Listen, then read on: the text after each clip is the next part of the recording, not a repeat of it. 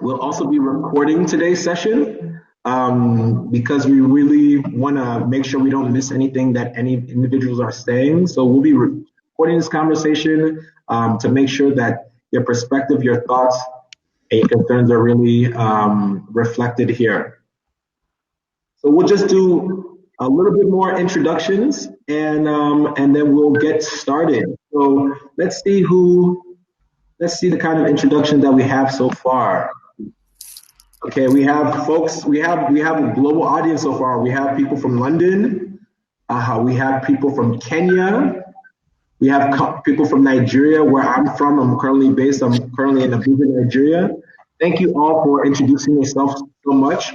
We'll get started in the next 30 seconds, but just if you can please take a second to introduce yourself. And if you guys can also tell me, you guys see the slides? Do you guys see the slides where it says, welcome to COVIDaction, building resilient production, COVID-19? If you do, yes, okay, so people see the slides. That's great. That's really great that you guys are seeing that conversation. And I think that it's time to get started. Thank you so much for the people who've already introduced themselves. Let's get started with the workshop here today. So, as I said before, my name is. Let me see if I can make Ben's screen the only screen available. And remember, guys, we're using new technology, so please bear with us as we kind of figure out how this particular one works. I think that if we all, the people, perhaps, can we have the panelists, if you're not a speaker, can you turn off your video? If you're a panelist and you're not a speaker, can you turn off your video? Maybe that would help in terms. If you're a panelist and not a speaker, can you please turn off your video? Okay. So what are people seeing? Are you guys seeing the screen? Are you seeing me and the screen? You can see Ben's screen?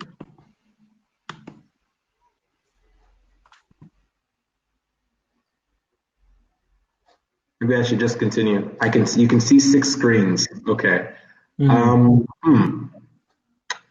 Okay. I wonder if Muslima, Ray, Akshay, and Victor, if you guys go off of live, I'm wondering if you guys turn off your live, if that might help. Okay, anyway, we shall continue. So, like I said before, my name is Chime Asonye, and I'm part of the COVIDaction team. Ben, can you put the slides back up, Ben?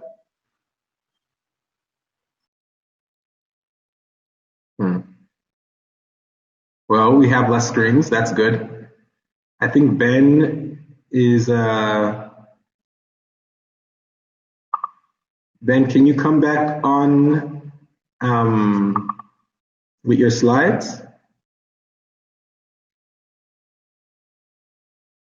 Okay. So, okay. Well, while we're trying to figure out the slides, if individuals could, let me just see if I can get them back.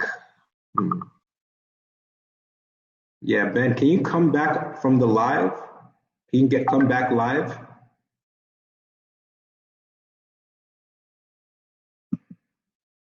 Okay, well, anyway, when Ben hopefully will come back, but let me just introduce today's session. Like I said, I'm part of the COVIDaction team. I'm an innovation manager, and today we'll be talking about building resilient production, COVID-19 as a driving force for change. Now, you may be wondering what COVIDaction is. COVIDaction is a consortium that's led by the UK Foreign Commonwealth and Development Office, formerly DFID, focusing on building a technology and pipeline. Step back. Okay. Am I here? Okay, Ben, can you? There we go. Beautiful. Yes. Focus on creating a technology. Just keep it on this slide, Ben. Focus on creating a technology pipeline for actions on the pandemic. We have a number of partners that are involved in this particular exercise. And you can see on the bottom of the screen some of the partners that are listed, from COVIDaction, the Frontiers Tech to AfriLabs, and which is an exciting, amazing technical partner for us. COVIDaction is working on 4 thematic areas. One concerns oxygen packages, which was searching for frugal innovations to ventilators and other assistive breathing devices. The second theme really focused on data, so sourcing, collecting tools, and analysis to inform the response. So essentially trying to answer the core question of what are the best tools for using data to inform decision making. The third having to do with resilient health systems, so technologies that extend the reach and coordination of medical supplies to different communities. That's anything from contact tracing and surveillance to continued service delivery at the last mile. And then a fourth one, which we'll be talking about today, which is local productions and solutions, which have to do with crowdsourcing and mapping innovative responses to dealing with demand for unavailable goods. So how have pivots in local production and novel approaches met local needs? And as you know, in order to work in a consortium like that, there was no silos. All partners work equally in order to make change and impact towards resolving the pandemic. Now, Ben, can you go to the next slide? Beautiful. So today, what will be our agenda? What we'll be covering today? We'll be discussing a couple of things. We'll be talking about building resilience through the circular economy and distributed manufacturing approaches.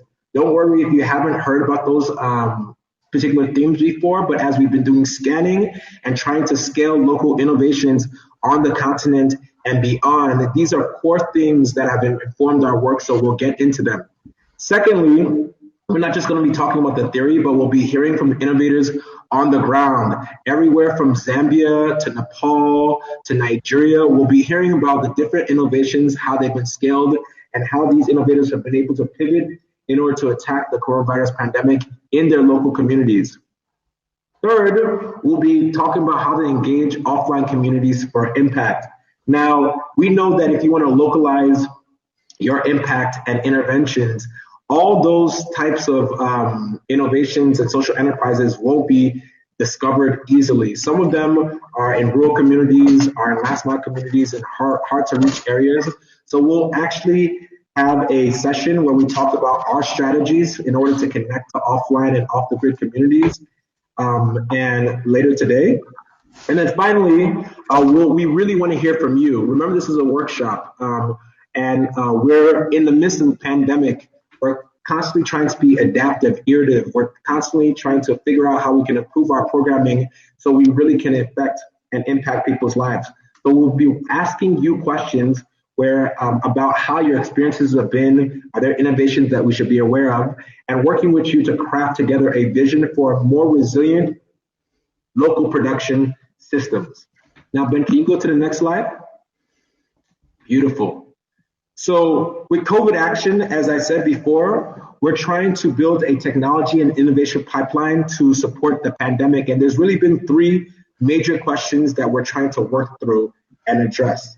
The first one is, how have pivots in local production and novel approaches met local needs? Because we want to make sure everyone is carried along together and elevated as we respond to this pandemic. The second is, what is the role of technology in building resilient health systems? And the third is, what are the best tools for using data to inform decision making? And that's what informed the different tracks that we've created, the 4 different tracks that we were working on so far, including local production and local solutions. Ben, can you go to the next slide? Thanks so much, Ben. So when we're thinking about COVIDaction, local production, and local solutions, we have 2 issues that we're concerned with. One is the short-term issues, especially concerning the supply chain. So we know that there's been a major demand of PPE because of the coronavirus, and people are exercising things like social distancing. But it's not just about PPE. There's other projects, other types of resources that are necessary in order to combat this pandemic. And in the short term, we've seen one of the things that's really highlighted and accentuated is the rigid, inflexible state of production in many settings, demonstrating the need for locally resilient, flexible production ecosystem. So there's different things, our innovators discussed different types of importation restrictions that they've had. You've seen the lockdowns. Even right now, as I go to the stores, there's certain brands and things like that I cannot get because of either foreign exchange or supply issues. So it really shows the vulnerabilities and the fragility of our current system. And then the long term, how do we figure out ways to use this as an opportunity to build an aftermath and use this particular opportunity of the coronavirus to build more lasting, restorative, agile supply chains that provide localized opportunities, that provide opportunities to localize production that have historically depended on imports. And can you go to the next slide? Thank you. So you can see here, a lot of the different work that we've been doing in our journey so far. We have 5 investments that are spread across the continent and in South Asia. You can see them listed there, from Zambia to Nigeria to Zambia, and the different ones we're working on.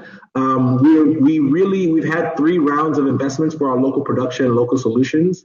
In the beginning, a lot of our work focused on PPEs, but there's been other non-PPE related things. For instance, sanitizers, et cetera, have been important, or different raw materials that are key to closed supply chains and low carbon emissions in the local level.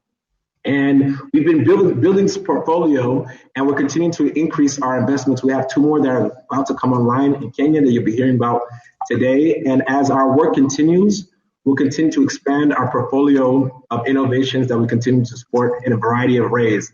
And we've been expanding our role to invest in and support the circular economy ecosystems and also distributed manufacturing approaches. So you'll be hearing today not only about the different submissions that we've had across our 3 rounds, but also the unique approaches that we've had to production mapping that we'll discuss a little bit later.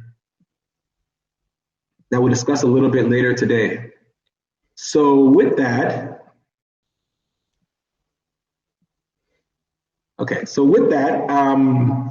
I'm going to turn it over to Ben Odifri, who's a team lead with Local Production, Local Solutions, COVIDaction, to talk a little bit more about the circular economy. I think before that we do that, and I'm looking forward to talking to you about circular economy. We're going to go to Ray, who's going to be talking to one of our scouts and finding out about our scouting into offline communities, which we've been doing with AfriLabs. So I think we're just going to get Ray in the room along with Lusanda, and Ray is just coming in. 1 second. There you go. And actually, while we're waiting for Ray, we're going to try to learn a little bit more about who's in the room. We're going to talk. We know some people responded to the introductions. Let me see if I can ask a poll question, and you guys can let me know if you see it. Are you guys seeing a poll there? Do you see a poll? Are you guys seeing a poll question? Can people let me know? So if you can hear me still, we're backstage is saying that they need to click on polls to get to the polls, which is in the bottom right-hand corner, and then we can do the polls. Okay. So are people seeing the polls now? They have to click on the polls. Okay, so if you guys can go and click on the polls. Are you guys seeing the poll?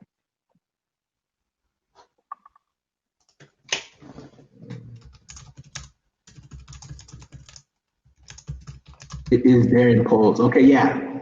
Okay. So if you guys go to polls, if you guys go to the polls and answer the first question, if you go to the discussion box, you will see the poll. It's open right now, so we can know a little bit about the individuals in the room.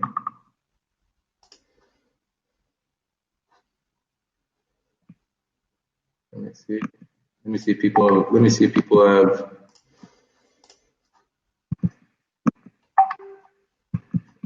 Okay, trying to see the. Okay, so we have a couple of people who have responded so far.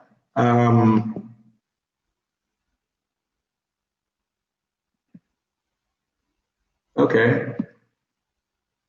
So it looks like most people so far are from the private sector, but if you guys can't see the polls, I'm going to try to broadcast these results so we know. Do you guys see the results right now? Are you guys seeing the results?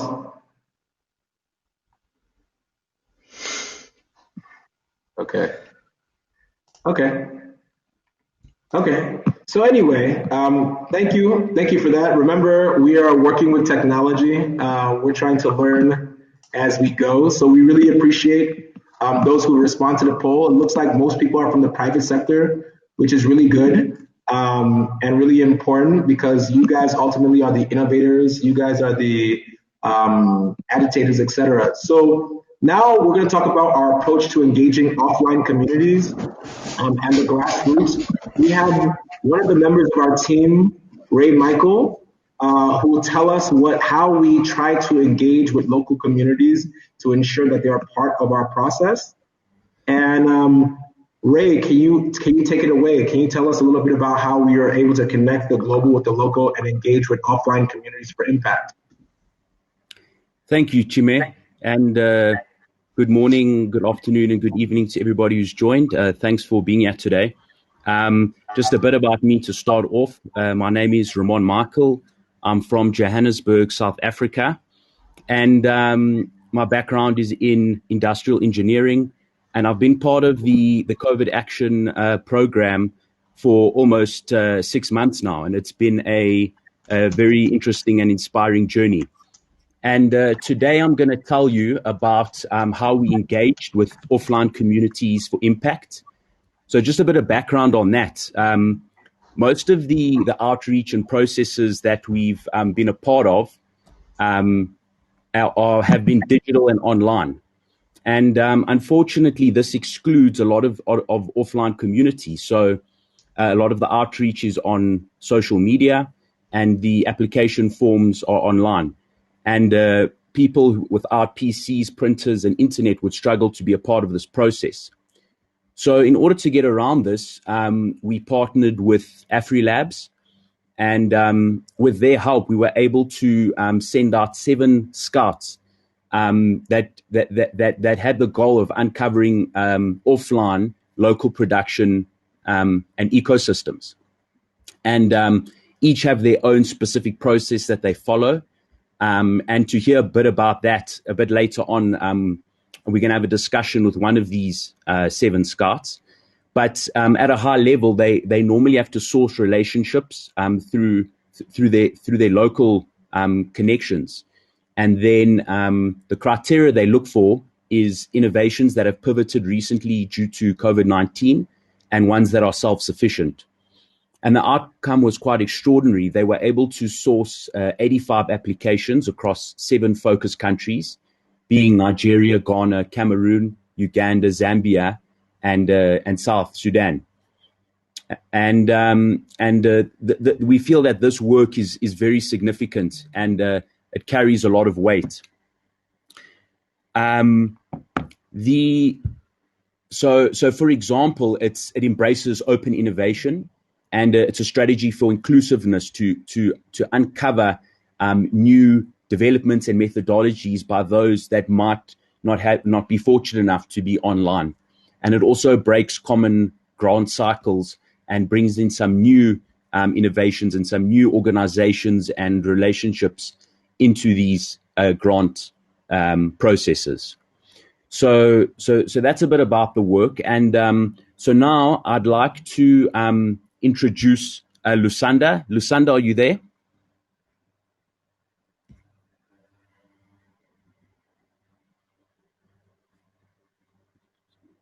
Let's give Lusanda a sec to join.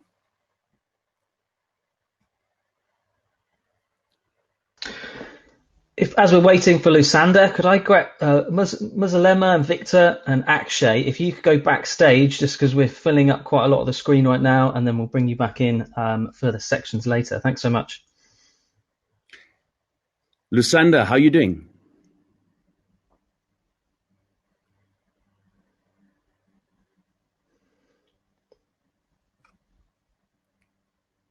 So I think Lusanda might have some connection issues.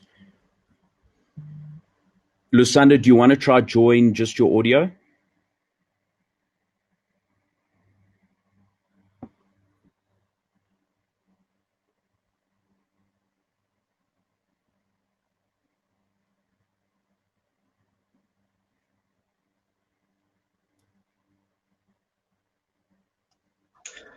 Looks like we might have lost Lusanda there, Ray. I'm going to suggest maybe we move on, and if we get Lusanda backstage, maybe we'll come back to this interview at a later stage, because we're going to quickly run out of time. Let's keep it going. So there we go. Lusanda, do you want to try join maybe without your video?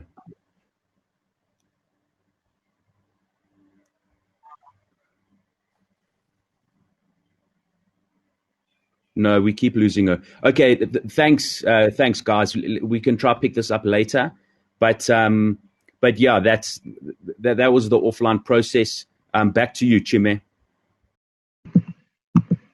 Really, okay. There we go.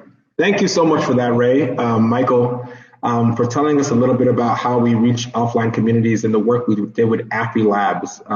We really appreciate that, and it really is key to source with local communities who have an understanding and perspective and are able to use their networks in order to connect with innovators and connect them ultimately with opportunities. So we really appreciate that. Now, if you go to the discussion section, actually, and you're curious about more of our approach to working with offline communities, we have an article that we've just shared that describes our approach to COVIDaction, working with AfriLabs in different continents and different countries on the continent. We worked in 8 countries.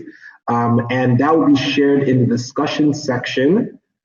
That should be shared in the discussion section by one of our colleagues. We'll share that link. So if anybody is really more interested, it's been shared right now. You can see the Medium post. Since we didn't get Lusanda to talk about, if you're really curious about it and you want to engage on this issue more and see how that can work for your organization, please visit the discussion section. Just go to discussion and go to the discussions, and you'll see Alex, one of our colleagues in our virtual control room, will give more information on how things are going. So really, thanks for that, Ray. Now we're going to continue. I mentioned that there were 2 core themes that we have seen emerge as we've been doing our scanning exercise, and one of them has been the circular economy. And I'm sure you guys are wondering, how does circular economy connect to local resilience? Well, we have one of our team lead, Ben Odifri, who's been manning the slide so far, and he's the head of LPLS. He's going to describe what the circular economy is and how it's been applied to our work. And then we're going to have the amazing opportunities to hear from some of our innovators that are applying these principles as they pivot to COVID-19. We have one from Zambia and one from Nigeria. So I'm really excited for this session. Ben, can you take it away and give us a little bit of context and perspective of how we've been able to use circular economy?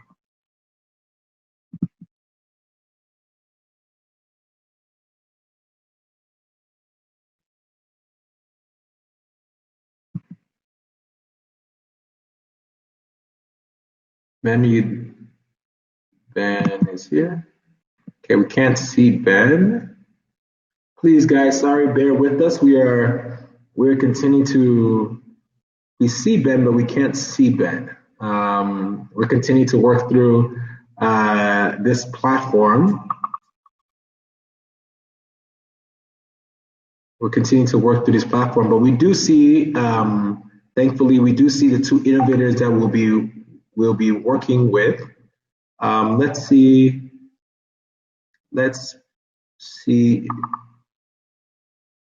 Sharing my Ben screen. is speaking. Ben, we can't. There we go. Beautiful. Am I back? I was trying to speak. I'm shouting into the ether over here in the UK. Okay. Ben, we can see you. Great. We handed it over to you to talk about the circular economy and also help introduce our innovators that are working. Absolutely. So can you hear me and see my screen now?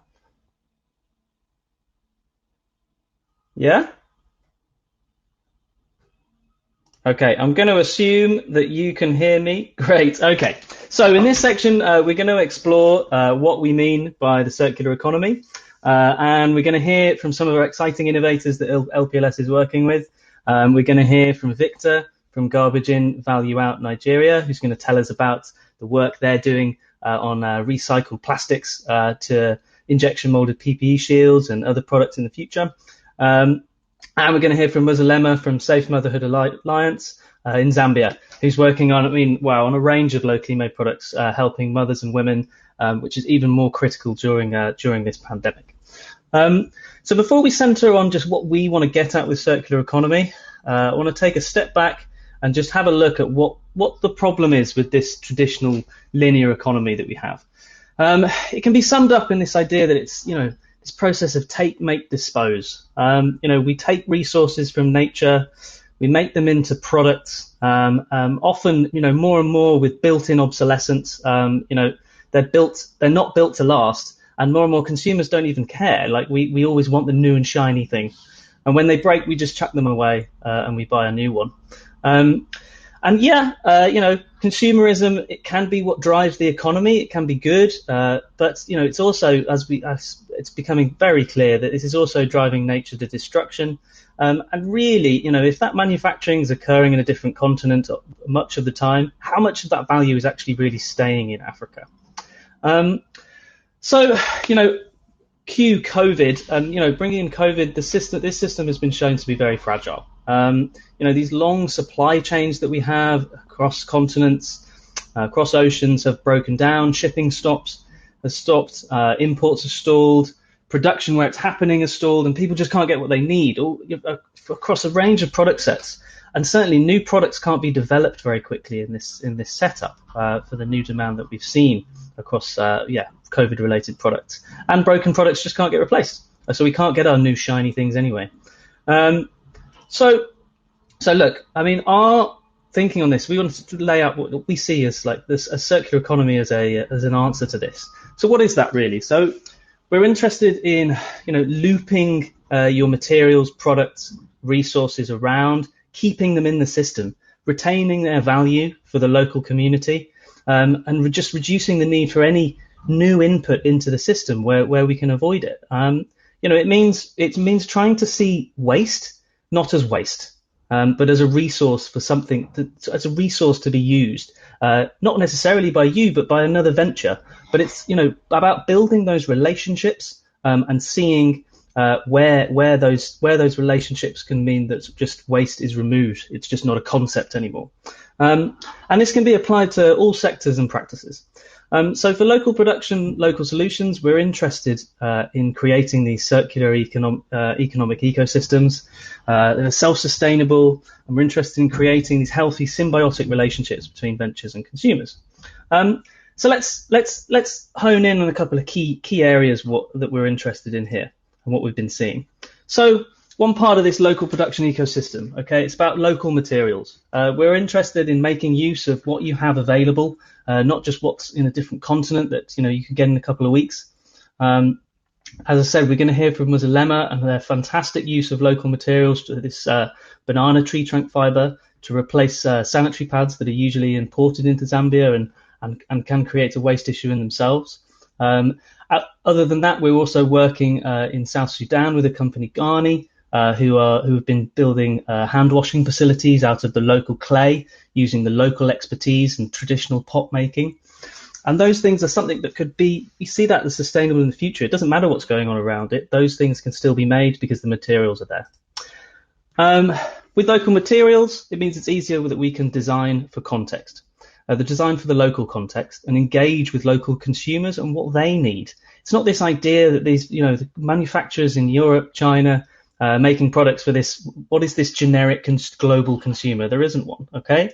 Lots of products, they are much better if they are pinpointed in the local context. For example, a partner in COVIDaction, Global Disability Innovation Hub, we're interested in prosthetics, making prosthetics. But across the board, these devices, they're designed elsewhere. They're designed for European cities. This doesn't translate well to rural Africa. But if they were designed in place, made in place, then it could be engaging with exactly what's needed in that context. Okay, so obviously key in this is that we want it to be locally made. That's what we're about. That's what we're talking about. But I'd be interested, and please comment away. What does locally made mean to you? What does it mean to your community? In some places, it's a positive thing. People are excited by locally made, but in other places, it's not. It's not associated with quality, and obviously that kind of thinking is something that we'd like to change. So if we've got local materials use, we've got local design, and we've got local production, the resources and the expertise are there to allow such thing as repair, repair is so much more achievable when you have these other pieces of the puzzle. This means longer product life, and we're not throwing stuff away yet. We're keeping it going, which means better value for money, and it also means the possibility of more jobs for both specialist and generalized skills in this area. But on the whole, across so many product sets, the designs don't allow this, because really, why would a distant producer care about whether it can be repaired or not? That doesn't add to their profits, so why even bother? So, as we build these systems, it means that the system can allow, it goes back, okay, well, if there's repair services, then hey, yeah, let's start designing for repair. And it starts to, the system starts to really take care of itself. And the final stage, which should be the final option, once we've tried to keep these products going, is recycling. We're going to hear from Victor at Garbage In, Value Out. So this is his exciting franchise model in Nigeria. We're also very interested in this area. We're also working with Taka Taka in Nairobi, who's looking specifically to address waste issues around PPE, because really, this new demand of PPE, this rapid production of PPE, it could be creating problems in lots of places. So we're keen to address that. So we're really interested in closing the loop on these local production systems in a resilient way, and trying to understand them better, give that back to you guys as the community, and keep building on this. Great. So I'm going to hand back to Chime just to introduce our next innovators who are on the call. Great. Thank you. Are you guys seeing me? Can you guys see me? Okay, I think you can see me on the corner. You can just yeah, beautiful. Thank you so much, Ben. I think that you really put it in perspective about how the production design and chain to close the loop is very important. And that's exactly what we're trying to do as we support these innovations. So I'm really excited. We have two of our innovators to speak today. I want to put the first one up from Safe Motherhood Alliance, which is in Zambia. We have Muzalima Mahana, who is the Chief Executive Officer, and she'll be telling us about the work she's doing in Zambia. Muzalima, can you on your video and just make sure that you respond, that you tell Ben the next slide. Now, I know Barack Obama said we need strong institutions, not strong men. I will be the strong man in Africa and crack the whip because we're running a little bit late on time. We have 5 minutes to talk, and I'll give you a warning at 1 minute, okay? Okay, thanks, Chime. I hope you can hear me loud and clear. Yes, we can hear you. Okay. Thank you, Ben. Good afternoon, good evening, good morning, everyone. My name is Muzalema Mwanza, and I am the founder and CEO of Safe Motherhood Alliance. Next slide, please. Meet Sarah. Sarah is 8 months pregnant, and in a couple of weeks' time, a traditional birth attendant will cut her umbilical cord with a rusty blade and apply toothpaste for quick healing. For Sarah, there is no such thing as a routine pregnancy. Every year, more than 300,000 women and 2.7 million babies globally die during the brief window period between a baby's birth and a baby's first month. The major challenges that they find are lack of access to sterile supplies, lack of access to medical personnel, distances to nearest health facilities, and the high cost.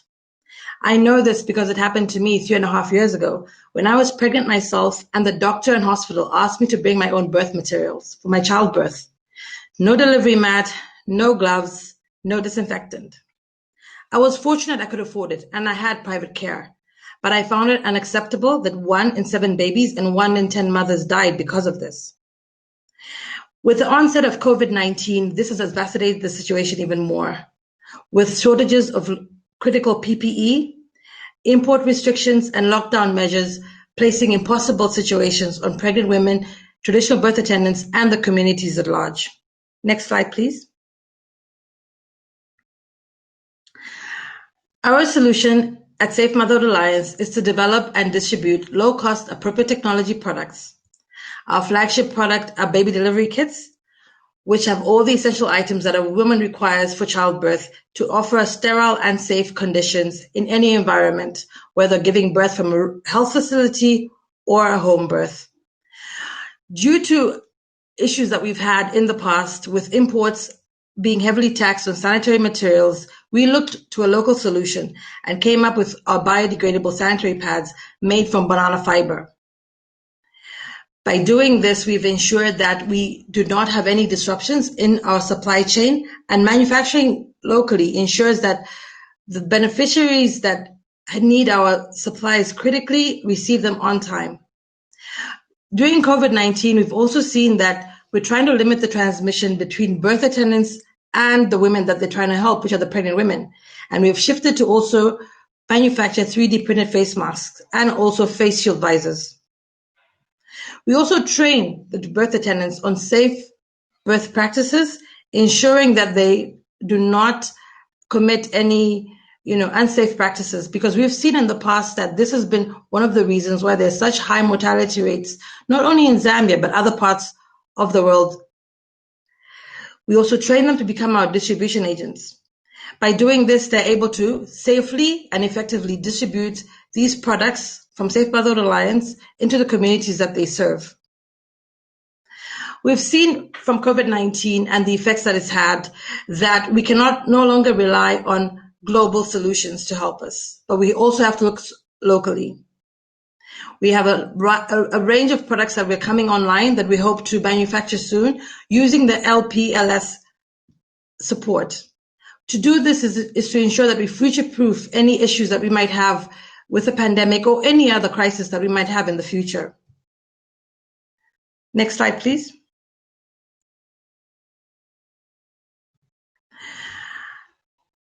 As you can see in this slide is a picture of a traditional birth attendant that we train. In the past, they would use alternatives to cut the umbilical cord, which were not safe, creating a hazard not only for the TBA, but also the pregnant woman. But by ensuring that we're able to support our local health systems to become more efficient and strengthen them, we make sure that we are preserving not only the life of the pregnant woman, but also the newborn. So please let us know if you have any, you want to partner in this aspect in any part of the world that you're hearing from, and we'll be happy to, share our lessons that we've learned on the journey and also best practices. Thank you so much. I hope I'm on time, Chime, and I didn't pass my 5 minutes. No, you are 100% on time. You're a strong woman. So you're not subject to any of this discipline. Thank you so much, Ma. And I really like the perspective of how you are using circular economic principles really in the context of gender. and baby delivery kits, and trying to work around some of the import restrictions that you're having with sanitary pads, et cetera. So we really appreciate that perspective from Zambia.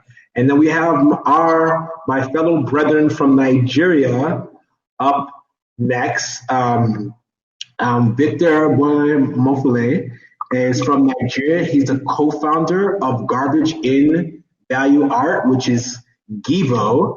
And he'll be talking about a really interesting franchising model that he's applying as they recycle products into face shields. So are you here, Victor? Can you come online? Yes, I'm on now. I'm on. There we go. So my brother from Nigeria, please give us your perspective. We're excited to hear about the work you guys are doing to pursue the circular economy. Okay, thank you very much, Chime. Thanks everyone for tuning in. My name is Victor, like Chime said, Victor Bo Komalafe, and I am a co-founder in GIVO. I have a background in technology, and I'm a chartered accountant by training. GIVO simply, again, is garbage in, value out. We're a tech company, so we have to find a cool tech name for it. And the premise behind GIVO, the mission behind GIVO really, is to make recycling convenient, sustainable, and rewarding. And really, this has guided, again, most of what we do. Ben, you can go to the first slide, please. So, of course, in Nigeria and in Africa, the waste problem is quite huge. In Nigeria, for example, there's about 17.5 million tons of waste generated annually, and less than 10% is recycled. And this is the same story across Africa. And in Nigeria, again, where I'm from, we have about 6 of the 50 largest dump sites, right? So this is a ticking time bomb in Nigeria and, again, across Africa. And GIVO has been formed to solve this problem. And so at GIVO, what we do is, again, leveraging on technology to facilitate the collection of recyclables from waste depositors. Again, those are individuals, businesses, and taking those recyclables and making it into new products. So consumer goods, in this case, in response to COVID, we made PPE and other goods. So I'm going to speak a little bit about each of these slides in a bit detail. So again, the first part is, hardware and software solutions. So we're a technology company through and through. Again, based on the data we collect right now, we already provide financial inclusion for the members of the community. So again, it's really about, again, social inclusion, financial inclusion, and commoditizing plastic. And I would speak a little bit about the youth and women franchising model. So what we've also tried to do is to democratize these processes, right? To have it modular based, and so you really have local production and local aggregation of all of these materials. And of course, I would end at the circular economy solution, because that's really what we do. So we take a product from a recycled product, a product that is at the end of its life cycle, and make it into something else that has 100x value. Sorry, Ben, please, next slide. Okay, so this is just a brief schematic of our system. Something to note is at every step of the way we collect data. So right now, at the point of collection, be that that's either the customers bringing their recyclables to the franchisee center, or the employees of the franchisee center going to pick up the recyclables. We collect data on the individual, the value, the quantity, the quality. Again, the KYC we do is good enough for a bank account with one of our local partners here. And so again, all of those data sets are key. And then in the centers that we operate, which again, I'm going to speak about briefly, our partnership with LPS is helping us really do this, which is providing AI and artificial intelligence and machine learning capabilities, so that within each of those local centers, we can collect data on the materials that are being passed through them. And so also in those centers, we process these, again, assume we collect bottles, we shred it, and we make it into something else. Again, in response to COVID, that was face shields and face masks. And again, at each point of all of this, like I said, we collect data. Sorry, Ben, next. So the youth and women franchising model, again, is something we're really excited about, especially now that we're rolling it out. And the idea is within each community, we have, again, a 40-feet container that has been customized to aggregate and process materials. So therefore, in each community, we give them the ability to, create jobs, but also to add value to their recyclables that would otherwise be a litter, right? So again, from the recyclables they generate, they're able to create jobs, create employment, and also provide solutions for their needs in that locality. So that's something that we're very excited about. Ben, can we go to the final slide? And so this is really the end of GIVO. So again, at the beginning, we collect materials from again, the waste generators, the individuals, the businesses in that community. Again, we take it to our franchisee center that is located in that same community, right? Of course, we pay incentives to the customers that bring their goods. And of course, the data that we collect in there is good enough for bank accounts and for, again, de-risking individuals. Now, once these materials come into the GIVO center, of course, using our technology, we make new products. And so in response to COVID, we use this process to make face shields and face masks. And going forward, we're really excited about making furniture, building accessories, and so many things. And the really amazing thing about this is that in each center, you can make something different. And so we're really taking the idea of local production really to the locality. Thank you very much. I think that is my presentation done.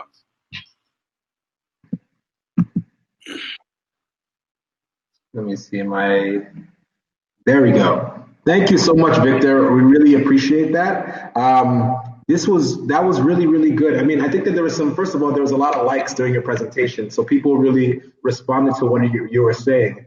I think that, there's huge figures that you mentioned. For instance, of the 50 largest dump sites, 6 of them are in Nigeria, the largest country by population. That's amazing. And that out of 7.5 million tons, less than 10% is recycled. So the work that you're doing, especially in the future, to create that pipeline to turn different things like recycled products or bottle caps into facials and PPE, and then your vision to create bigger, more advanced products, I think is really illuminating and very interesting.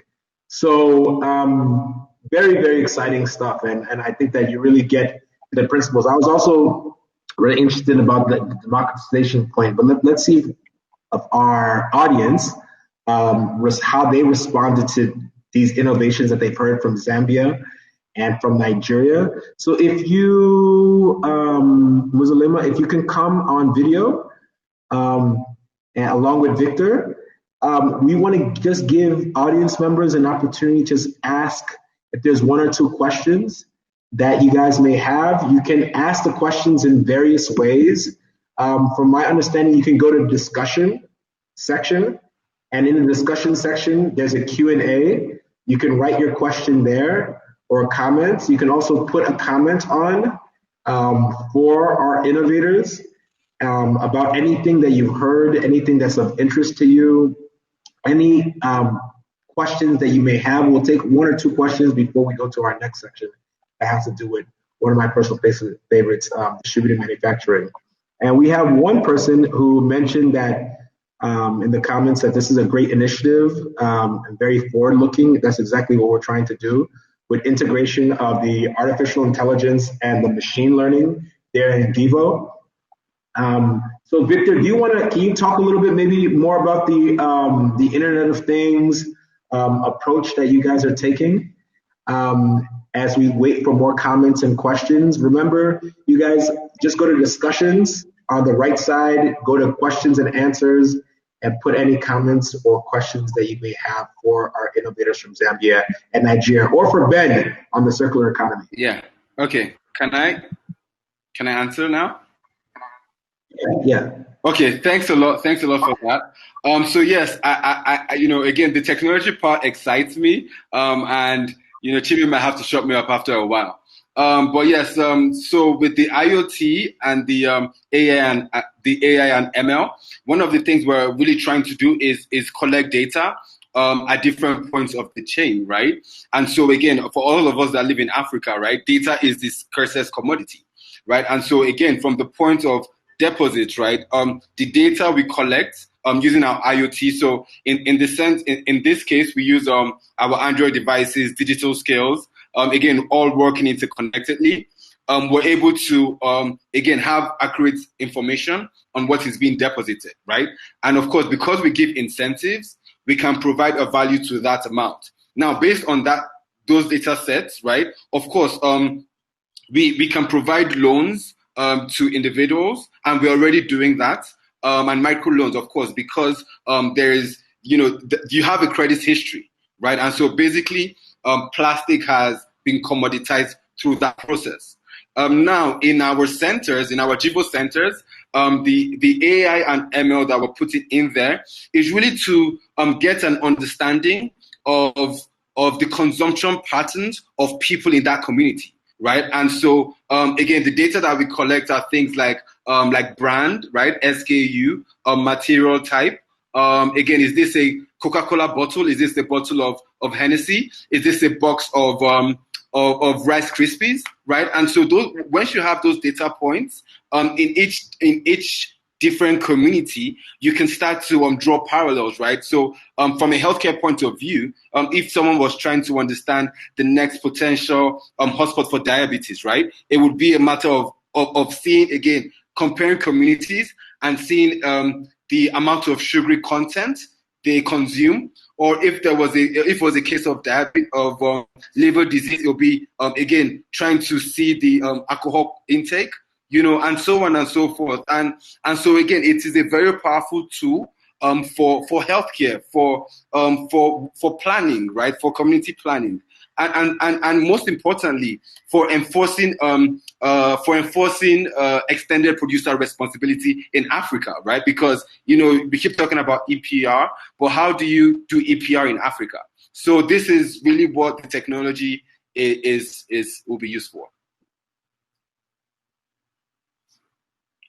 Thank you for that, Victor. That makes a lot of sense. So you're saying that it's not even just a question of the use cases when it concerns the different products that you can make and that on the value chain. So whether it's lower value products like PPEs or higher products like furniture, et cetera, as you continue to grow and evolve your business. But you're saying that the data itself, through Internet of Things, artificial learning, and computer scanning, actually also has value that can be commodified and help understand local communities, whether it's from a public health perspective or whether it's from a commercial perspective, advertising, things like that. That's really interesting, that connection there, and in the interest of good.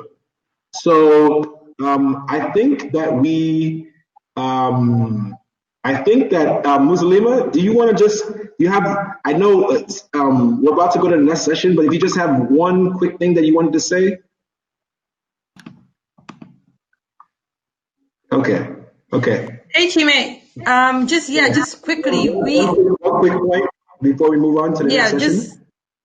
We're very excited about, working with local products, because now we don't have to wait for supply chains to come in from China or America. We can make local products. And I think I'd like to encourage all the innovators out there. If you see something that you think you can make something else about, even if it's waste material, we literally make the sanitary pads from banana waste that's been, left in the fields to rot. And through reverse engineering, we're able to make sterile sanitary pads. So literally, we can make local solutions for our local challenges. And thank you for the opportunity to share our work. Thank you.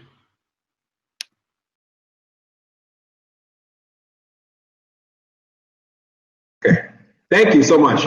Thank you so much to our innovators. We're going to go to our next session now, which has to do with our other key component for the COVIDaction, local production and local solutions session.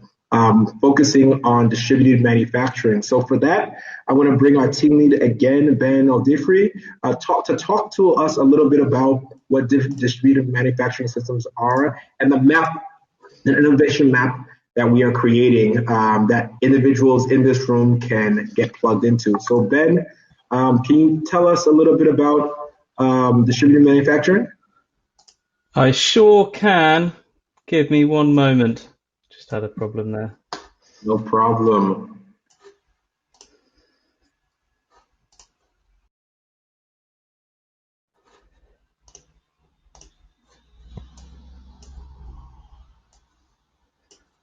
There we go. Can everybody see my screen? Yeah, we're good, aren't we? Okay, great. So in this next section, we're going to explore more by what we mean by distributed manufacturing, and we're going to talk about some initiatives that we're working on to further facilitate this. We're going to hear from some innovators that LPLS are working on this with. We're going to hear from Akshay from South Africa, which is a large plastics packaging manufacturer in Kenya, who just rapidly responded to the pandemic by collaborating with the Juakali, a cooperative of hundreds of tailors in Nairobi to get PPE gowns going quickly. And it was really fast, innovative thinking there. We're also going to hear from Ram from Zena in Nepal, where we're doing work as well. And we're interested in local production here, and it's for Africa. But these, this doesn't mean that we can't be using our global connections. And Ram has been revolutionizing digital fabrication in Nepal in the past few years.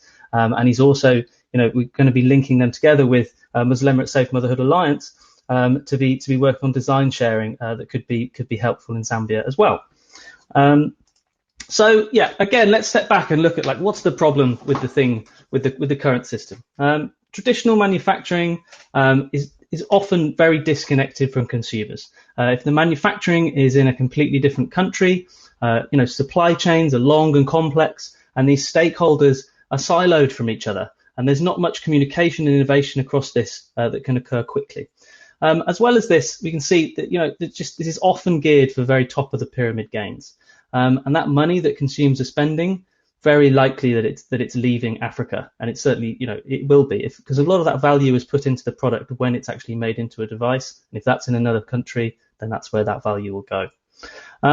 Traditional manufacturing has a lot of advantages. It's very efficient mass production, but as I said, this distribution is lengthy, and it means that it's inflexible and rigid, and the system can't pivot quickly when there's new things that need it. And that's exactly what's happened in COVID. We've seen a sudden new need for new products such as PPE, sanitizers, nasopharyngeal swabs, a number of things, and the production ecosystem just struggles to respond to this. Also, just sudden shifts in the economy. People are behaving differently. We're all locked in at home. We can't go out. Different things are happening. Different things are needed to be bought. And companies with very rigid product lines, they've seen just big problems, sudden drops in revenue, and there's not really any clear long-term outlook on what's going to happen next. And so if they can't agilely change what they're doing, a lot of companies are just simply not surviving. So we're interested in distributed manufacturing as a route that can help the production ecosystem to be able to combat some of these problems. So distributed manufacturing at its core is about utilizing technology and communications to localize production, to bring it as close to the consumer as possible, and remove these lengthy supply chains. So a key interesting part of this is digital fabrication. It's what comes to mind when we're talking about distributed manufacturing usually. So we have the sharing of designs and expertise to make things from anywhere in the world, and we can make them locally using computer-controlled machinery. Often with this, instead of economies of scale, like with mass manufacture, we get economies of scope. We can produce many, many different products with the same setup. However, if it's organized and you're networked and you have connected facilities in a local area, then scale is possible, and we've seen this in many countries, where whole networks of the 3D printing community, for example, have been able to fulfill large procurement orders for PPE. So let's have a look just at some of the key machinery that we're talking about here. 3D printers. Obviously, this is the sort of the big game changer that's happening at the moment, and it just unlocks all these complex geometries that you can make for relatively cheap costs on a small scale. It opens up a lot of avenues.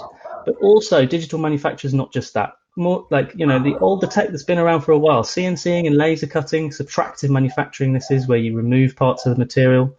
It's key, and it's fast, and it's very, very capable.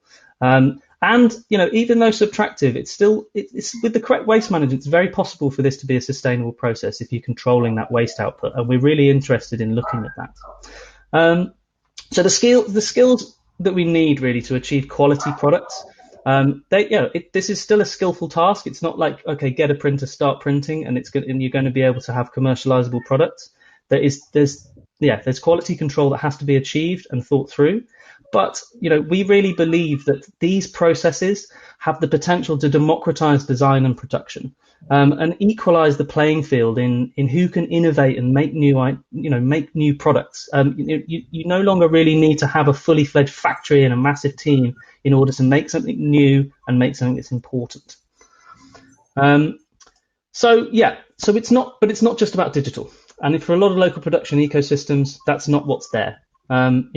We have seen, innovators using all kinds of different machinery, vacuum formers, we've got electronics being done, we've got clay pots being made in places, we've got injection molding, sewing. Sewing has been critical for a lot of, consumer grade PPE, die stamping there, I'm not disregarding mainstream manufacturing processes. The factories and product lines are important if they can be pivoted quickly.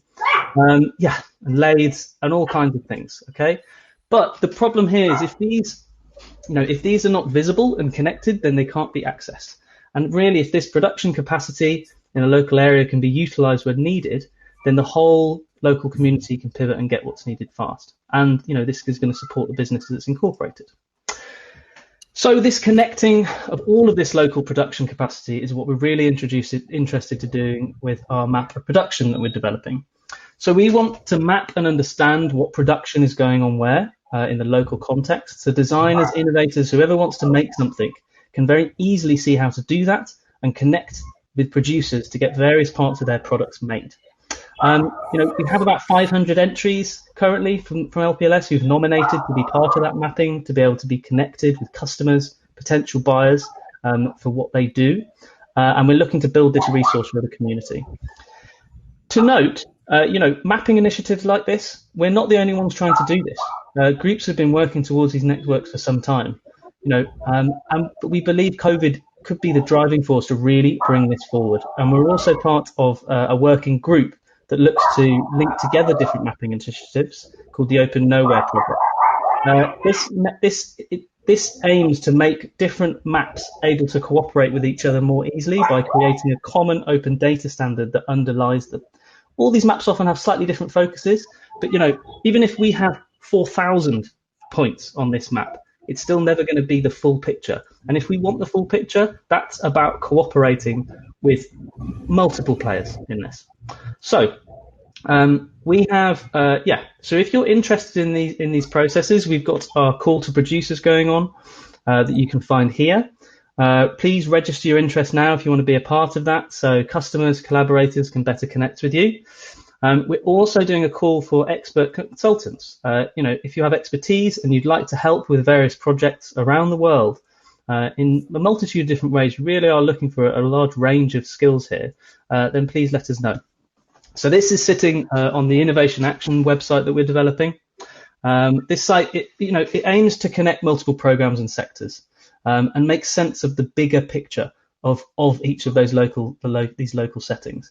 Various cross-referenceable maps that we're building to make sense of these systems and making links between initiatives. For example, 80-20-30, our sister FCDO program that looks at assistive technology globally. We're going to be quickly mapping innovators and key points to make sense of how local production can help people with disabilities. Because by the way, if you think, a local community is not going to be very resilient if a certain portion of the population simply cannot work. And that is the case right now. I'm happy to elaborate on any of this later. Thanks very much. So I'll hand over to Chile to introduce our next speaker, Akshay. Thanks. Thank you so much, Ben, for that and discussing the map. Now, if individuals are interested in the map, just go to the discussion and go to the comment section. One of the our team members has posted the link for how you can register your interest and get involved in that virtual map of production that we're creating. And now we have, and so we really want the different innovators here. If you're curious or interested, please go there, copy and paste your interest, as Ben said. Now, I think that we have the dogs talking because they're really excited about this. And our next speaker is Ram Chandra Thapa. He's a co-founder of Winner Technology in Nepal. He'll be talking about the innovations that his organization is involved in when it comes to distributed manufacturing. Prior to that, though, we have Akshay speaking to me. Sorry. Okay, we have Akshay. So Akshay Shah is the Group Executive Director of South Africa and Kenya. I think maybe the dogs really wanted him. Akshay, are you there? I'm here. Okay, let me see if I can somehow get down here. Actually, what order would you like? Would you like to introduce the video that we're going to see here, or would you like the video to come first and then you say a few words? How would you like? What would you like? I think if you start with the video, and then I can just do an introduction and closing at the same time. Wonderful. Okay, thanks very much. And Ram, I think the dogs are coming from you.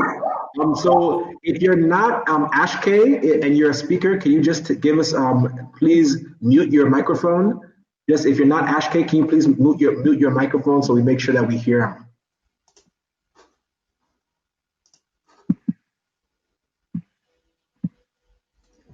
We have a production line in South Africa that we are using for manufacturing. Ben, can you turn the volume up of the video? The engineering guys here with us were able to modify the parameters of this machine in order to make a material that is thicker and not tearable. Essentially to produce this different type of a plastic fabric. This plastic fabric is perfect for making PPE. We then partnered with the Juakali Association, who have got hundreds of tailors who can come together and produce the PPE because it needs tailoring, it needs to be assembled, and they are ready to make 5,000 of these. We are partnering with the South Africa on the second where we are going to be using the reports and cups. We are hoping that through this partnership, we are going to make a few thousand jobs and the people are going to be. The biggest advantage of this PPE is the price. We're going to be selling it for 500 shillings, including VAT. More than half of that amount is actually going towards the tailor. So we're indirectly supporting another vulnerable need employment at this time, and the rest of the material. We spent the last few weeks getting all this done.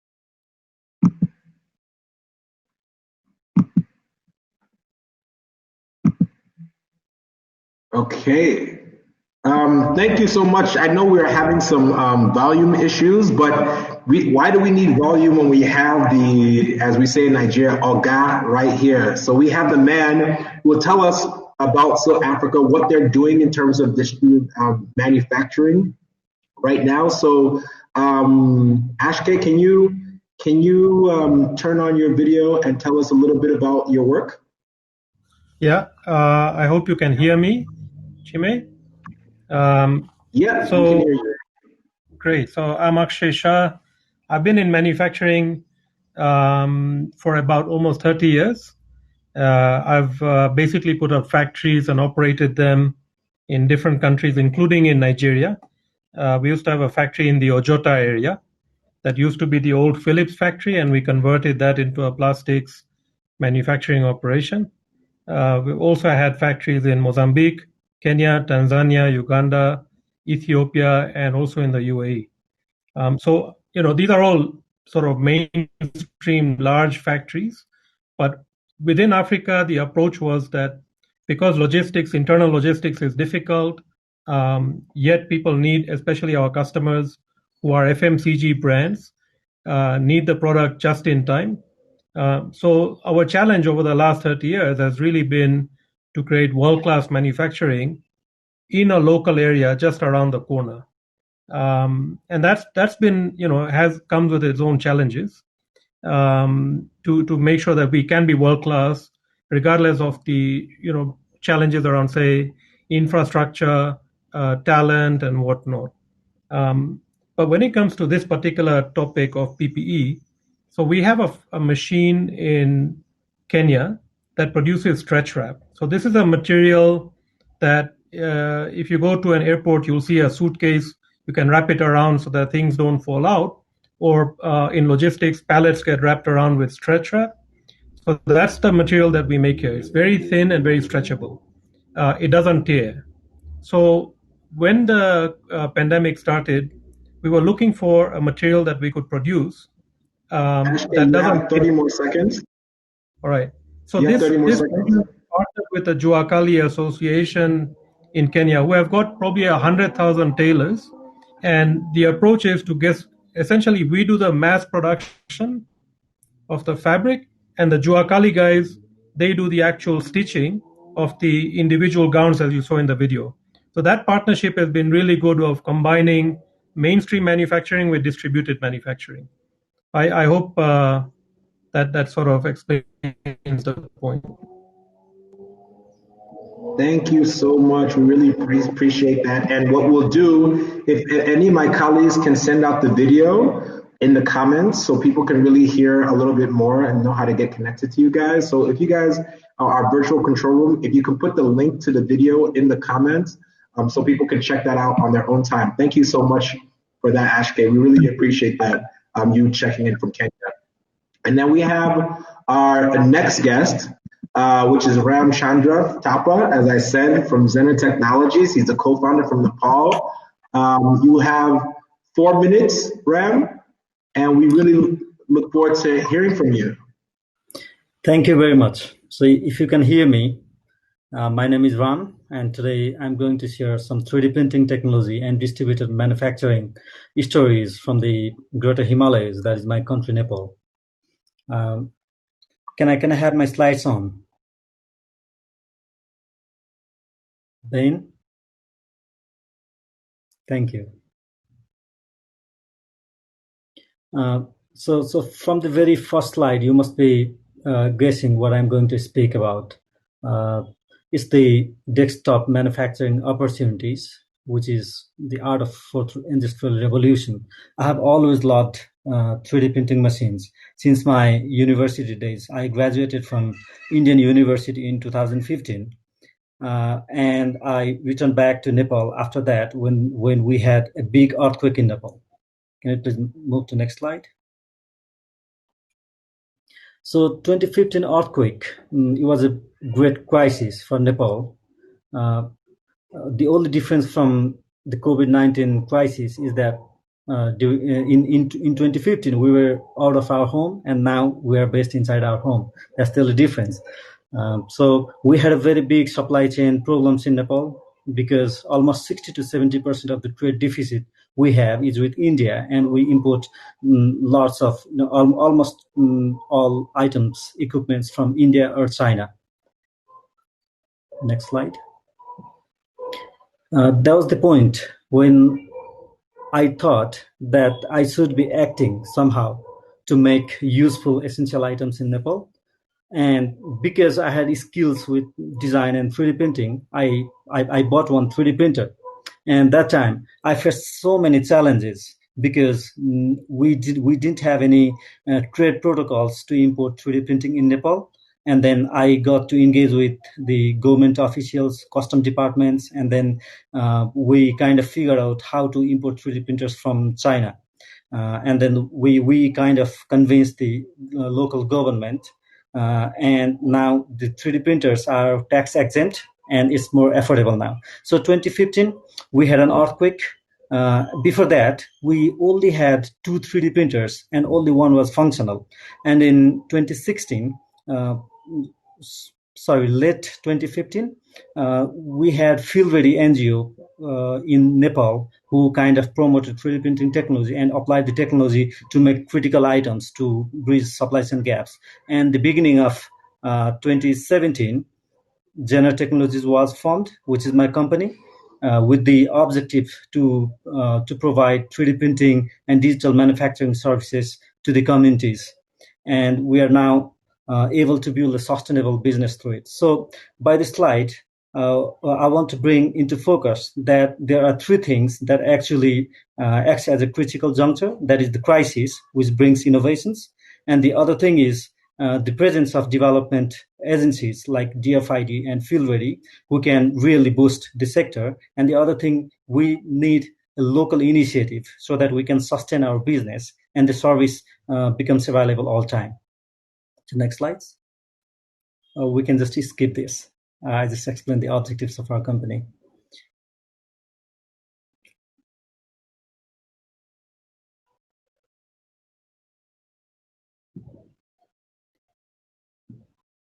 So since that time, we have applied 3D printing technology in so many sectors. We have been able to build a 3D model of Mount Everest and our Nepal 3D terrain and present it to the Department of Survey, who is the government of Nepal. We have been applying different technology, FDM and SLA 3D printing in art and craft sector. And we have been turning people's ideas into reality. The art and craft sectors has now been revolutionized in Nepal. We love our culture, our art, and our heritages. So we have been building small miniatures and demonstration models of our natural heritages with the application of 3D printing.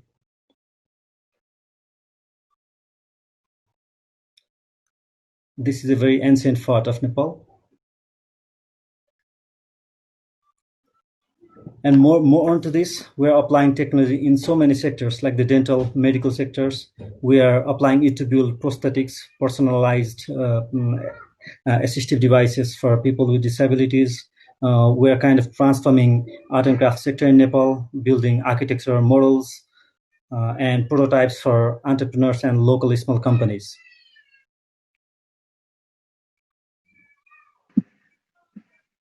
You have one more minute, Ram. And we have developed a really good partnership with different Chinese and Indian manufacturers. It's not necessary that we make everything locally. Sometimes if there is price competitive advantage, we can just bring in existing products and find a really good applications of it so that we can benefit community the most. That's what we adopted. To the next slide. And now is COVID-19. Everyone must be thinking how we can stop it. The only thing is by maintaining social distance and wearing more PPEs. So for the COVID-19 response in Nepal, we are, please, can you please move to the next slide? We are making face shields and protective goggles for the first time in Nepal, and we did that with by adopting distributed manufacturing. So the left image is a whole map of Nepal, and a yellow circles Kathmandu, where I live in, and the left image is a map of 9 different makers who we engaged to make PPEs locally. So we recognize that there are tools and resources already existing in the local market. We just need to bridge them and coordinate to build successful products. To the next slide. So this is the list of makers we engage with. And the next. So for the COVID-19 response, in partnership with AfriLabs UK Aid, we are developing protective face shields and goggles. I will have to stop you, brother. Yeah. Thank you. Thank you so much. We really appreciate that. Thank you for that discussion and conversation. And I believe, and your perspective of what's going on in Nepal. Now, I believe that we have another speaker that's going to help kind of connect the dots for us, because we've been talking about different approaches, whether it's circular economy and distributed manufacturing, but how do we put these things together? How should that inform not only what we should make, but how we should design for resilience? And we have a professor with us, Mark Medovnik. Are you here, Mark? I'm here. Can you hear me? Yes, I can hear you. I'm trying to see if I can bring you on stage. I think. Well, anyway, it's okay as long as we can hear you. I think that's the most important part. Now, everybody, Mark is renowned. He's a professor of materials and society at the University of College London, also known as UCL. He's a renowned material scientist and engineer in UK. He regularly appears on British TV and radio, and he's director of the Institute of Making, which is one of the partners that I mentioned in the beginning that's working on COVIDaction, specifically the local production and local solutions team. He's also been a judge, an expert judge for many of the innovators that you've seen talk here today. Now, Mark, can you just take some time and just put this together to this? How should we design for excellence in this new resilience that we want to approach? Yes, thank you. I just wanted to say a few words about the research that we're doing at UCL to try and help economies and countries around the world, including your own, to create circular economies. First of all, partly to address the inequalities in the world and also address environmental problems which are associated with that, but also to make them more resilient and robust. And COVID-19 has really exposed some of those issues. And so I'd just like to take you through some of the work very briefly that we've been doing at our thinking. Next slide, please. So one of the things we've been looking at is plastic waste. And at the moment, in most places in the world, this is a diagram showing essentially a linear, well, it doesn't look linear because it's sort of U, but how products are made. They start off as oil if they're for a plastic product. They go through a chemical engineering process. They're turned into polymers, which are long chain carbon molecules, and they're incredibly versatile: polypropylene, polyethylene, PVC, and so on. And then they're made into all sorts of products. I'm illustrating here a crisp packet, but I mean, you're all familiar with these types of products. And that's an extremely useful product. It protects the food and it keeps it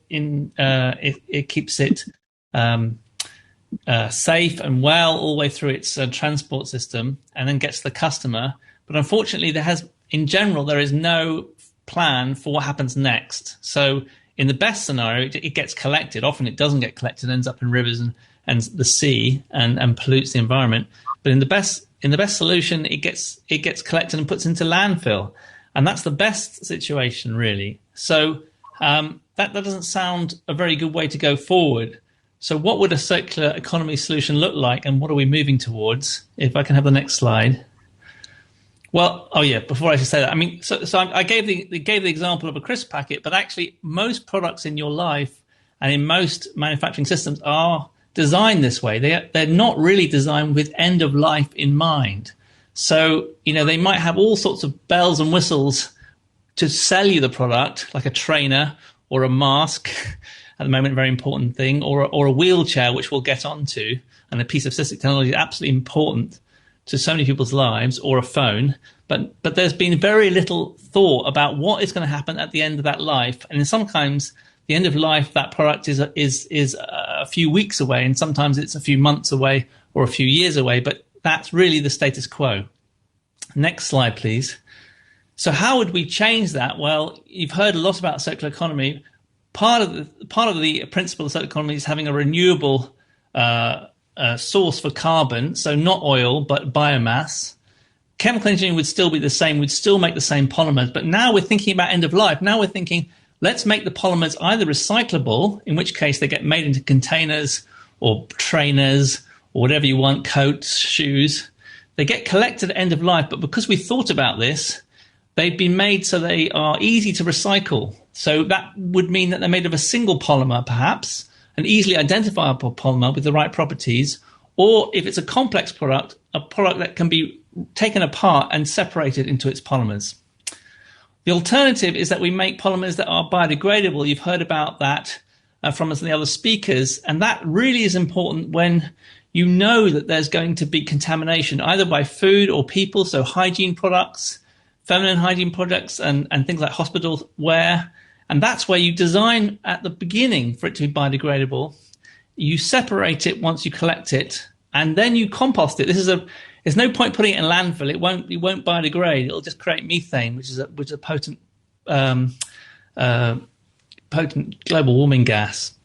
And so unless that biodegradability ends up in a compost, unless that compost ends back on the crops, you're not squaring the circle. One more minute. Yeah, thank you. And so these are the principles of the circular economy. We go to the next slide. You can see that what we need to do is redesign these products so that they encompass that. I'm just going to give one example of the wheelchair which we've been working on. So here you have a wheelchair redesigned for local production so that repair and recycling are already inbuilt right from the beginning. So the parts are easily available bicycle parts. The tubing is steel tubing, again, easily locally available. And the complex connectors are 3D printed out of polymers that are locally recycled. And so there you have a product in which the design and the practice, the repair and the local production are all inbuilt right from the beginning. And this is an example, an exemplar of where we have to go with all of our products, everything from hospital products all the way through to the everyday packaging in our lives.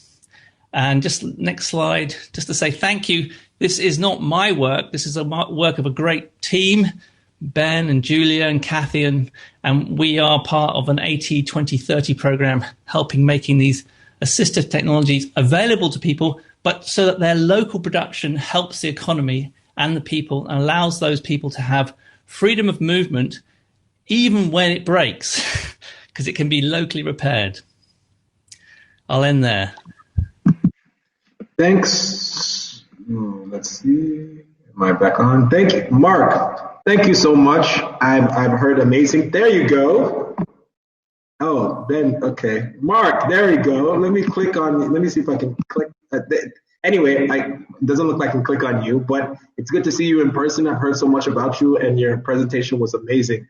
And I think your wheelchair example about the designing with the end of life and the expertise that can flow in the value chain really makes that illustrative of how that expertise is very important to localize in situations. So thank you so much for that. Now, we're going to attempt something here, guys. We're going to attempt something here with our technology. We'll see if it works or doesn't work.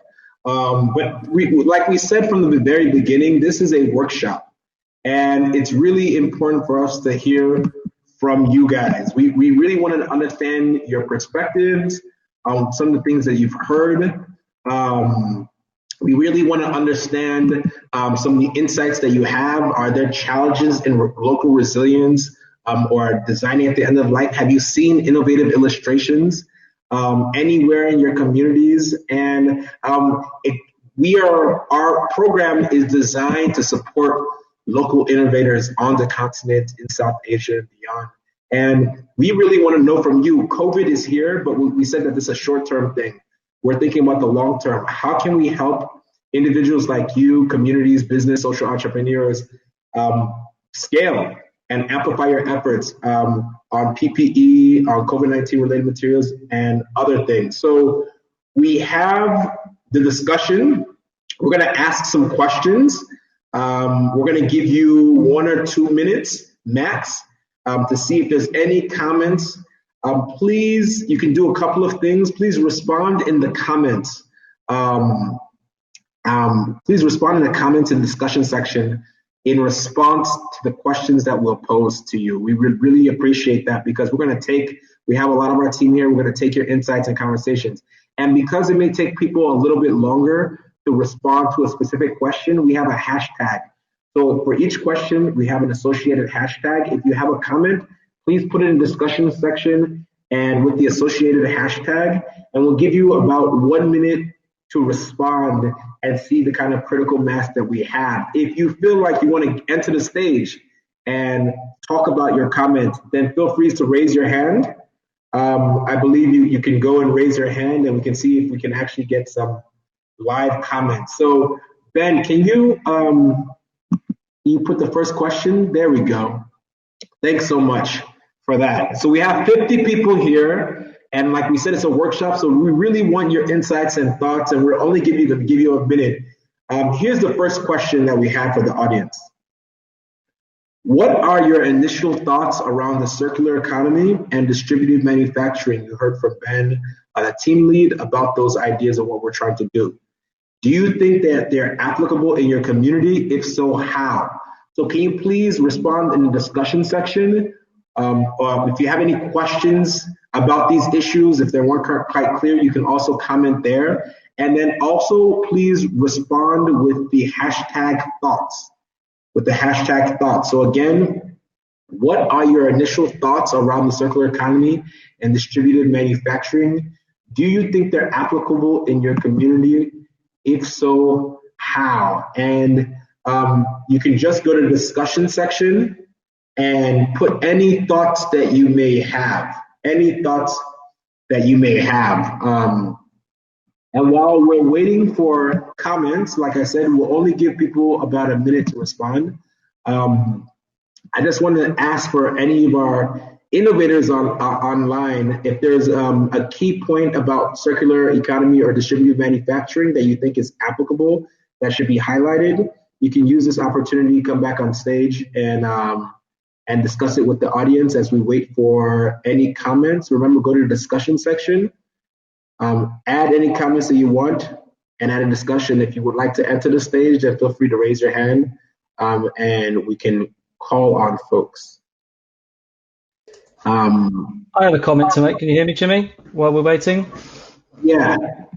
Sure. So yeah, I alluded it to it earlier, and I think that one of the exciting things about distributed manufacturing is just this ability I mentioned about, we're into local production, but it doesn't mean that the connections and the help and the expertise has to be from that local area. It can be about this global community. I want to highlight, we've got upcoming, Safe Motherhood Alliance. We were talking with them about the need for these umbilical cord clips. They'd like to have 3D printed and put into the baby delivery kits.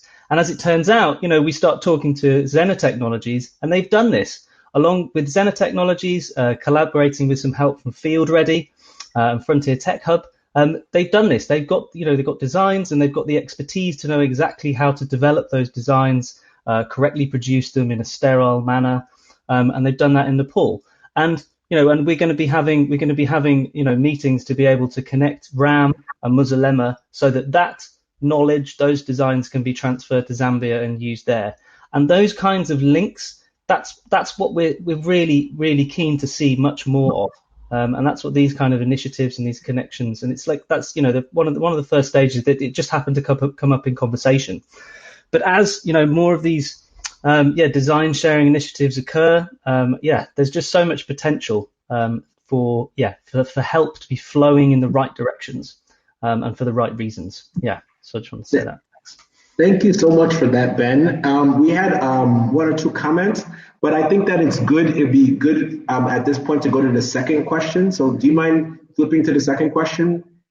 Thank you so much. I'm going to share this question with the audience. If there's any responses, remember to add them in the discussion. If you have some comments from the last one, just make sure the hashtag is thoughts.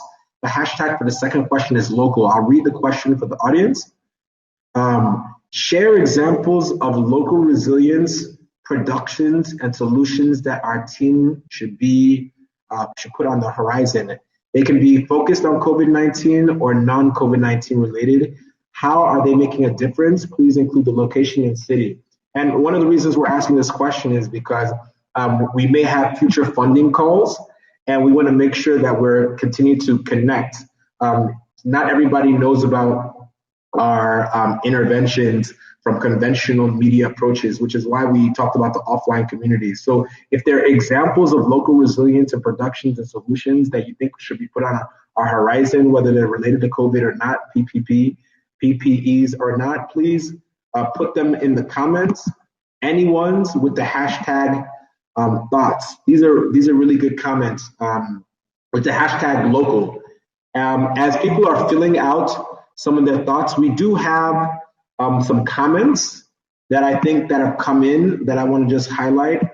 for as people are responding to the second question. So we have, how about integrating tools, sharing platforms to promote circular economy, like sharing spare tools with others who need it, so that someone doesn't have to buy? That's good. Okay, so that's part of the sharing economy, and seeing where you can identify some of those resources. I think that on that particular one, Ram, I think that's a good point, and I think that things like the innovation map that we're putting together would help that, because you would know the types of equipment in particular areas, and conversely, the type of tools that are necessary to continue those lifespans of the equipment. So that's a really interesting idea. Somebody in the virtual space should certainly should consistently make notes of that. And I'll just read one more before we go to the next question.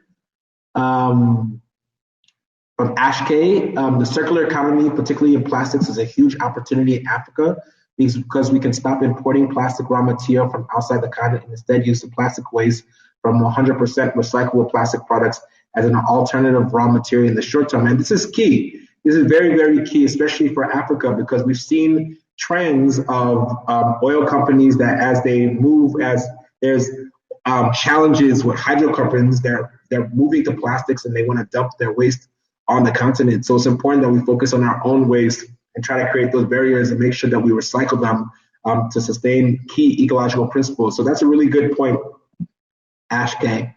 Ben, do we want to go to the next? Thank you for those comments on the second one. Remember the question about what any examples you've seen. We'll go to the third. Actually, Ben, let's go to the fourth one. Okay, so we'll go to the fourth and final question.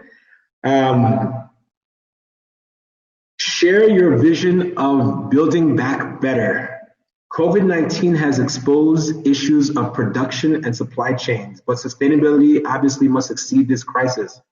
Any thoughts regarding a program to scale local production and support local solutions will look like in the long term? So if we're going to build this program out in the future, right, post-COVID-19, how would it look like for you? How can we best support your innovations and your enterprises that you guys may be working on, or you may know individuals working on? What is the future that you imagine, and how would you construct the program given what you'd have learned about our vision today? And you can put this again in the comment section with the hashtag future. With the hashtag future. Again, we want to build that back better with you. There's been issues of productions and supply chains. And if you're going to design a program with all our partners, because we are really engaged in this conversation right now, how would you design a program like that?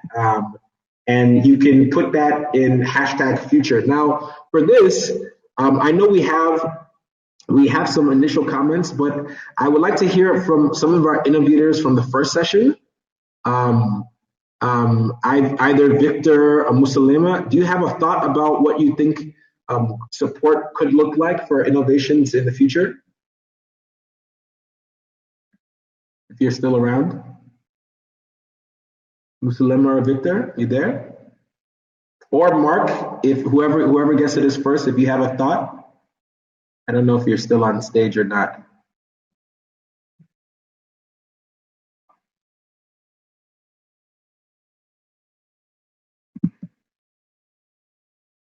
Okay. Well, I will give a comment about one of the comments that we have for the future. We need FCDO and others to invest in open infrastructures needed to make the Internet of Productions possible. That's a very, very good comment. And the data to build these networks. So one of the key challenges is data, as we know in accounting, so that's very important. We have one from Samir De La Cruz Sylvia. Thank you for this comment. For small islands like Cabo Verde, circular economy is crucial, especially if we talk about plastic recycling. That's the way to preserve our ecosystem and to protect life biodiversity on the ocean. We really appreciate that. Thank you so much for those comments. Please, you can, if there's more comments as I'm talking, you guys can feel free to add that to the discussion section, but we're already running out of time. So if there's any remaining comments, major reflections, key takeaways that individuals have, please add that in the discussion section right now. Please add that in the discussion section right now, so we'll make sure that we add it to our report, our notes, and it uses to inform decision making. Now I'll read one more. Well, we have one on local, we have one on future. I'll read one on future. We need strong database of who is doing what and where. Must be able to call for help and collaboration to scale resources. That's a strong database. And we have one local.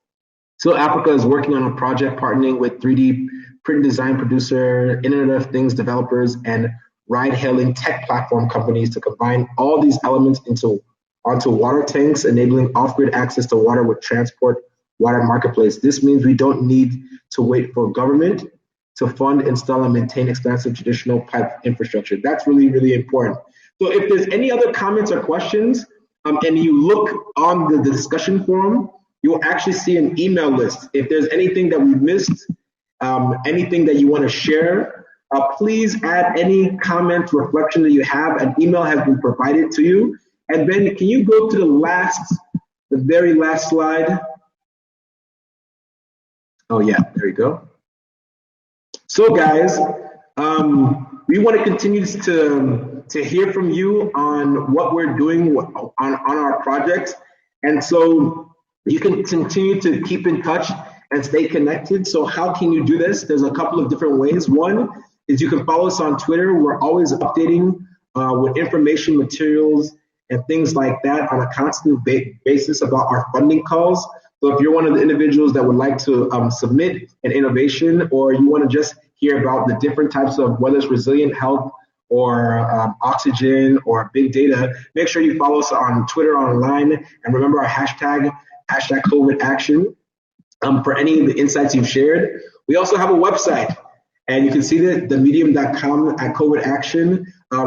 As we said before, the article on offline communities is on our website. It's been shared, but you can go on our Medium website and check out more information about what we're doing, more insights, and some of our learnings as we continued our funding calls as they went and we've gone through.